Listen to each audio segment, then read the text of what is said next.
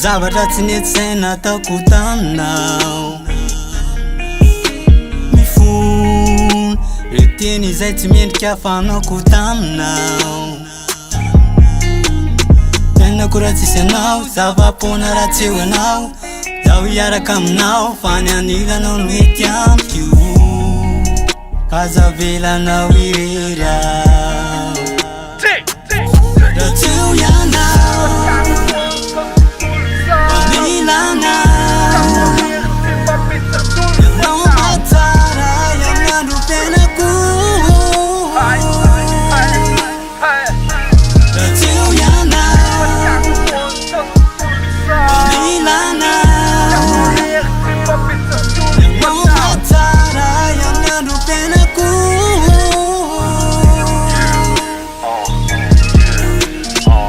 Atrany ambolohany fitiavako anao tsy mety miova rehefa ny foko angetra afaky ity itsony fianao rery ihany no antreny fony. Nizanizareo milaza hoe netsika roa mitetsy anjara reo mpanatratra velao afara fa fiainatsika te miroso ihany. Miroso ihany mandroso tsy mevitra fa mitohy ihany. Akinina miray ireo zavatra rehetrarehetra misy. Na mandala tsy sarotra sitry rehetra natao apakivy natao ifandirana fa pandrakao le fitiavana.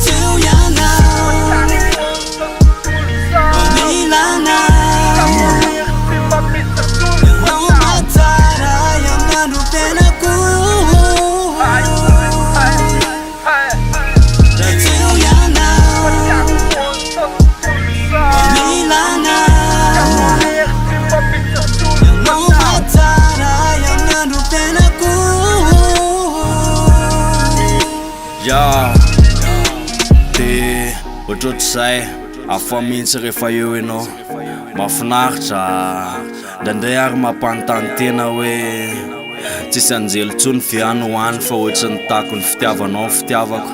Raha tsy eo ianao, milanao.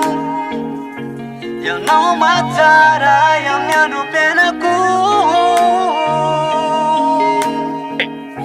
Raha tsy eo ianao.